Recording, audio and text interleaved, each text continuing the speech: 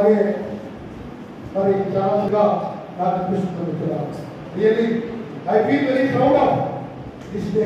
ఎక్కువ మంది విజయాలు ఎవరు సాధిస్తున్నారంటే అప్పటి ఇందిరాగాంధీ ఎన్నమనగా ఎవరి పేరు ఎన్నమనని ముందంజలో ఉన్నారని చరిత్ర చెప్తుంది మిత్రులారా.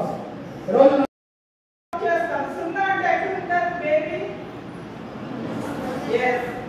మదర్ తల్లి 18 సంవత్సరాల ఉన్న బాలబాలికని ఎలా ప్రొటెక్ట్ చేస్తాం? నౌడేస్ టీనేజ్ ఎప్పటి నుంచి స్టార్ట్ అవుతుంది? 13, 15, 16, 17 సౌండ్ బట్టి మనకి టీనేజ్ వచ్చింది. కానీ నౌడేస్ సౌండ్ కాదు, 8 ఏళ్లకే 8 ఇయర్స్కే టీనేజ్ స్టార్ట్ అయిపోయింది.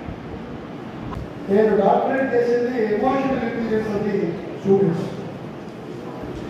మనం ఎప్పుడైతే విద్యార్థి దశలో మన ఎమోషన్స్ ని కంట్రోల్ చేసుకుంటామో ఏ ప్రాబ్లమ్స్ రావు. అందువల్ల emotional intelligence is very important than academic intelligence.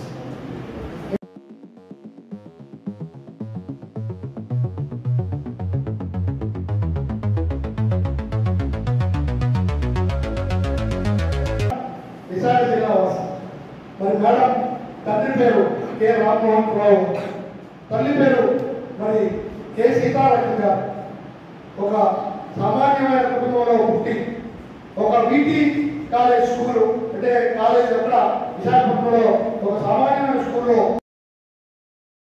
ఉండాలి అని అంటే ఇది మీకోసం చేసిన చట్టం కాబట్టి మీకు తెలిసి ఉండాలి. మీకోసం చేసిన చట్టం మీకు తెలియకపోతే మాకు తెలిస్తే, మీకు తెలియకపోతే మీకు కావాల్సిన రైట్ మీరు ఎలా సాధించుకుంటారు? ఏదైనా తప్పు చేయకూడదని చెప్పి పిల్లలకి ఎలా తెలుస్తుంది? కాబట్టి ఈ చట్టం అనేది ప్రతి ఒక్క పిల్లలకి కూడా తెలిసి ఉండాలి. తప్పు చేసే వాళ్ళకే కాదు, చిన్నపిల్లలకు కూడా తెలిసి ఉండాలి. తర్వాత ఏంటంటే మగపిల్లలకి తక్కువ చట్టాలు ఉన్నాయి, ఆడపిల్లలకి ఎక్కువ చట్టాలు ఉన్నాయి కాదు. ఈ యాక్ట్ మాత్రం ఇద్దరికీ ఉంది.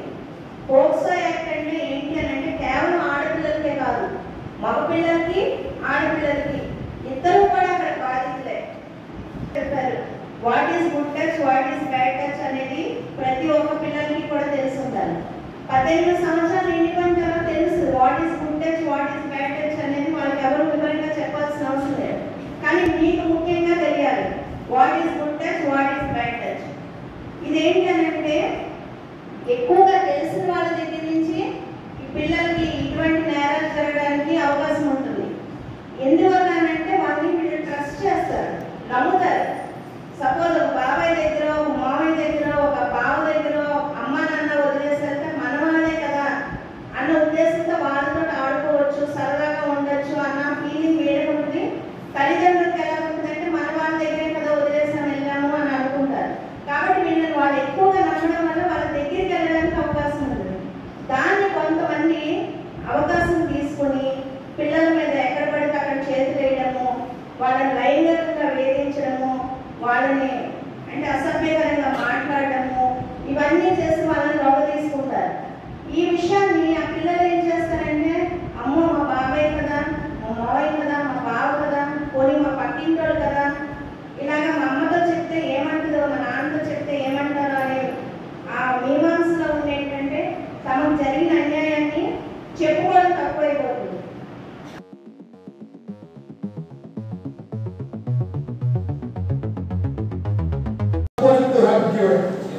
మేడం రావడం వల్ల నిజంగా చాలా అదృష్టవంతులు మేడం. ఎందుకంటే మా పిల్లలు ప్రత్యక్షంగా ఒక అద్భుతమైన పర్సనాలిటీ చూసి అంటే జిల్లా జడ్జిగా ఉండి కూడా ఏమాత్రం ఎందుకంటే డెఫినెట్గా ఇలాంటి వాళ్ళు